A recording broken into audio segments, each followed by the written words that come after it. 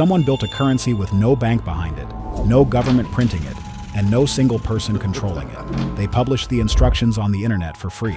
Then they disappeared without a trace. That currency is now worth trillions of dollars. It has survived government bans, exchange collapses, congressional investigations, and hundreds of predictions that it was finished. Every single time, it came back. But here is what the price ticker never tells you. The same governments that laughed at Bitcoin 15 years ago have spent every year since building something around it. Not a wall, a cage with an open door. Walk in, get regulated, get taxed, get watched. The technology stays, the freedom does not. This is the real story of Bitcoin. Where it came from, what it survived, who got rich, who got wiped out, and what the people writing laws in Washington are quietly doing to the thing. Satoshi built while everyone stares at the charts.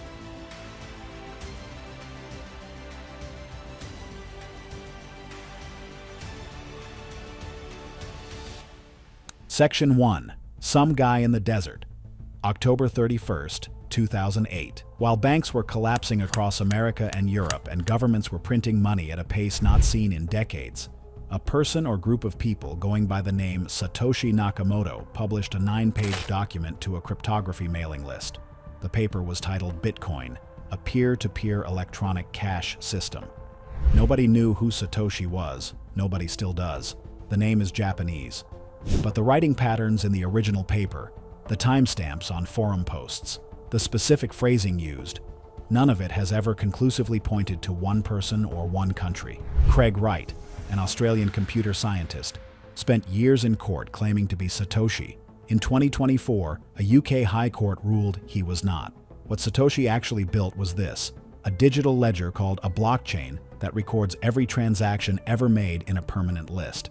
That ledger is not stored in one place. It is copied across thousands of computers simultaneously, all over the world. To change any record on it, someone would need to control more than half of all the computing power on the entire network at the same time. At launch, that was effectively impossible. The first block ever added to this chain, the Genesis block mined by Satoshi on January 3, 2009, had a short message embedded in it. A headline from the Times of London from that exact day: Chancellor on brink of second bailout for banks. That was not a coincidence. Satoshi was telling anyone who looked closely exactly what this was built for and why it was being built right at that moment. The question was whether anybody would actually use it, and the first people who did were not who most people would expect. Section 2. Nerds, Criminals, and Millionaires. In 2009, Bitcoin was worth nothing, not close to nothing, literally nothing. It had no price because almost nobody wanted it. The first time Bitcoin was used to buy something in the real world was May 22, 2010. A programmer in Florida named Laszlo Hanyecz paid 10,000 Bitcoin for 2 pizzas from Papa John's. At Bitcoin's peak price in November 2021, those 2 pizzas would have been worth approximately $680 million. May 22nd is now called Bitcoin Pizza Day every year across the crypto community. For its first few years, Bitcoin circulated mostly among cryptography researchers, libertarian-minded programmers, and people who had spent the 1990s thinking about what a currency outside government control might look like. Then it found a second audience, the Silk Road. The Silk Road was an online marketplace running on the dark web, and it sold illegal goods. Bitcoin was its currency because at the time it was difficult to trace. The FBI caught the site's founder, Ross Ulbricht, in October 2013 at a public library in San Francisco. He was convicted and sentenced to 2 life sentences plus 40 years without parole. In January 2025, President Trump signed a commutation order releasing him after 11 years served. What the Silk Road proved, beyond the crimes committed on it, was that Bitcoin worked as a functional currency in real-world conditions. The blockchain did not break. Then Mt. Gox collapsed. Originally built as a trading platform for Magic, the Gathering cards, the name literally stands for Magic, the Gathering online exchange, it pivoted to Bitcoin and became the dominant exchange in the world, handling approximately 70% of all global Bitcoin transactions at its peak. In February 2014, it filed for bankruptcy. Around 850,000 Bitcoin, worth roughly $450 million at the time, were gone. Its CEO, Mark Karpeles, was later convicted in Japan of falsifying financial records. Through the Silk Road bust and the Mt. Gox collapse, Bitcoin recovered both times. The blockchain itself never stopped producing a new block every 10 minutes. That resilience started attracting a very different kind of attention. Not from programmers, but from people managing serious institutional money. Section 3. The Fortunes. A Norwegian student named Christopher Koch spent 150 Norwegian kroner, roughly $26 at the time, on 5,000 Bitcoin in 2009 as part of a university thesis on encryption. He forgot about the wallet. In 2013, he remembered it, looked up the price, and sold enough to buy an apartment in one of Oslo's most expensive neighborhoods. These stories are real. They happen to ordinary people who understood something early or simply got lucky. Bitcoin's price history runs like this. It was under $1 through most of 2010 and 2011. It crossed $1,000 for the first time in late 2013, then crashed. It climbed to just under $20,000 in December 2017. Then it lost around 80% of its value across 2018. It climbed again to nearly $69,000 in November 2021, according to CoinMarketCap historical data.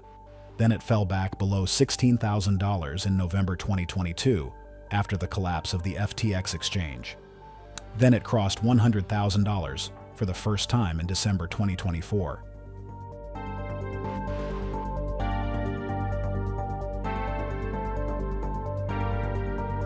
For every person who bought early and held, there are people who sold too soon, bought at the peak, or lost everything to scams and failed platforms.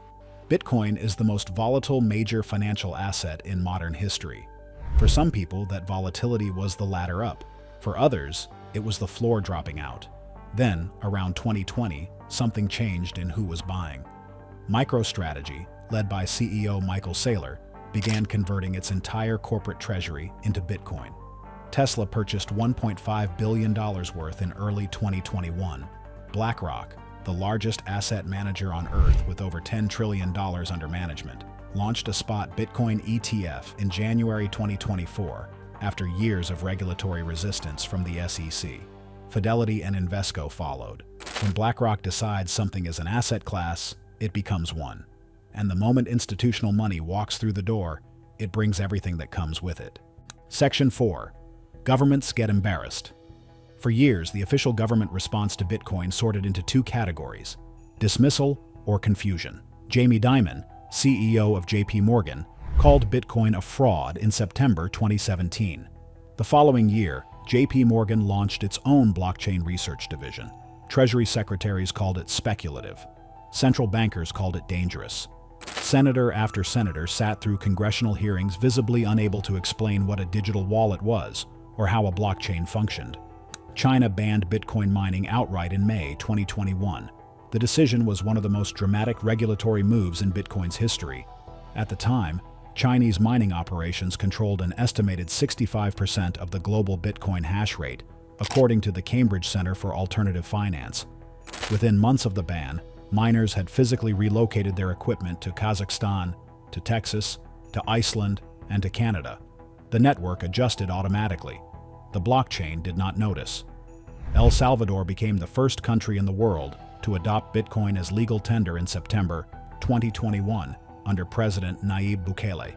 The International Monetary Fund responded by pressuring El Salvador to reverse the policy and warned of financial stability risks. The World Bank declined to assist with implementation. A small country in Central America had just demonstrated that a government could opt out of the dollar-denominated international financial system. That could not be allowed to stand as a working model without consequences.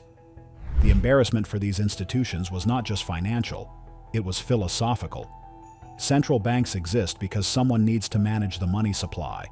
The dollar, the euro, the pound, all of them require a government to stand behind them and guarantee their value. Bitcoin proved that guarantee was not necessary for a currency to function. That proof ran on a public ledger, visible to anyone, updated every 10 minutes. So the institutions did what large institutions always do when they cannot defeat something directly. They called their lawyers. Section 5. The regulatory squeeze. Here is what has actually been built around Bitcoin since 2013, piece by piece, with very little public debate about any of it. Any exchange operating legally in the United States must register with FinCEN as a money services business. comply with the Bank Secrecy Act, implement Know Your Customer protocols, and file suspicious activity reports with federal authorities. In plain language, if you buy or sell Bitcoin through any legitimate US platform, Coinbase, Kraken, Gemini, the government has your name, your social security number, your bank account, and a record of every transaction you have ever made. Coinbase confirmed in 2023 that it had responded to thousands of law enforcement requests for user data. The anonymous currency Satoshi designed is not anonymous on any regulated exchange. It has not been for years. The IRS classifies Bitcoin as property, not currency. That ruling, issued in 2014 and still in force, means every single transaction involving Bitcoin is a taxable event. Buying a coffee with Bitcoin, selling Bitcoin for dollars, trading Bitcoin for another cryptocurrency. Each one requires tracking a cost basis and reporting a gain or loss. The complexity of that requirement alone is enough to make Bitcoin impractical as a daily currency for most people.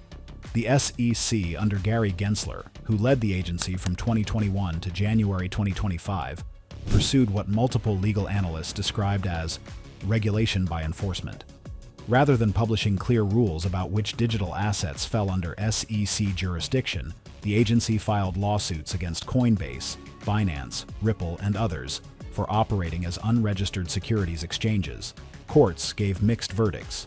A federal judge ruled in July 2023 that programmatic sales of Ripple's XRP token on exchanges did not constitute securities sales. The legal uncertainty that strategy created was damaging to smaller companies who could not afford years of litigation. Larger, better-funded players absorbed the cost and survived. Then there is the piece that connects all of it: central bank digital currencies. More than 130 countries were researching or actively developing their own digital currencies as of 2024, according to the Atlantic Council's CBDC tracker. China's digital yuan already had hundreds of millions of users. The European Central Bank has been in the development phase of a digital euro since 2021. The Federal Reserve published a discussion paper on a potential digital dollar in January 2022.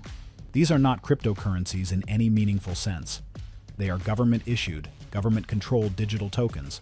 Programmable means the issuing government can theoretically set expiration dates on funds, restrict categories of spending, or freeze balances. Every transaction is visible to the issuing authority in real time. The pitch to the public is convenience. The architecture is total financial surveillance. The pincer move is this: as digital currencies issued by governments become normalized, pressure grows to bring Bitcoin fully inside the regulated financial system. State-backed custody, mandatory identity verification, transaction reporting. The goal being constructed in Washington is not a world where Bitcoin is illegal. It is a world where Bitcoin is domesticated, where it can be owned legally as long as it is owned through approved channels, reported to the correct authorities, and taxed at every point of movement. That is not financial freedom. That is a savings account with extra steps and a libertarian logo on it. Section 6. The Bleak Future. El Salvador, under pressure from the IMF as part of a $1.4 billion loan deal, amended its Bitcoin law in January 2025. The amendment removed the requirement for businesses to accept Bitcoin as payment. The first country to make Bitcoin legal tender walked it back within 4 years. In the United States, the political conversation in Washington is no longer about whether to regulate crypto.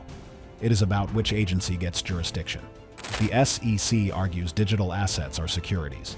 The Commodity Futures Trading Commission argues they are commodities. The OCC oversees crypto activities at national banks. The Federal Reserve has authority over payment systems. Multiple competing regulatory frameworks are moving through Congress simultaneously. They have agreed on the destination. They are negotiating the road. The institutional money that legitimized Bitcoin in the eyes of pension funds and retirement accounts brought the full regulatory apparatus those institutions operate inside. There is no version of BlackRock in the Bitcoin market that does not also bring the SEC. That is not an unintended consequence. That is the intended consequence. What Satoshi built still runs. The blockchain still produces a new block every 10 minutes. The total supply is still capped at 21 million coins, with the last Bitcoin estimated to be mined sometime around 2014, based on the protocol's built-in halving schedule. The math has not changed, but the environment around it has changed completely.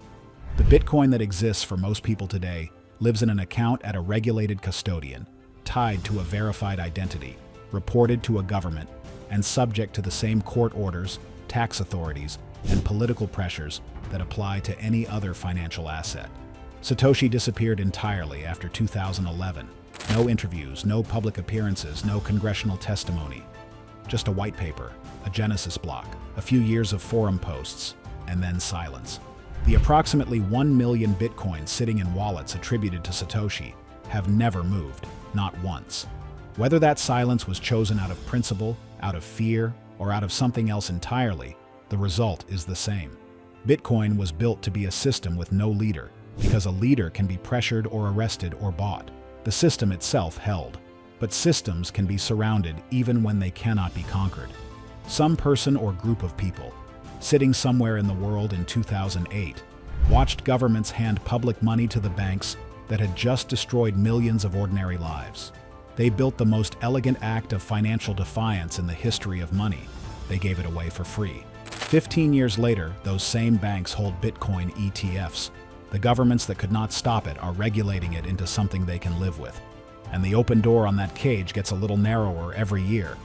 If this breakdown scratched something for you, the next one goes even deeper. Subscribing and turning on notifications is the only way to catch it when it drops.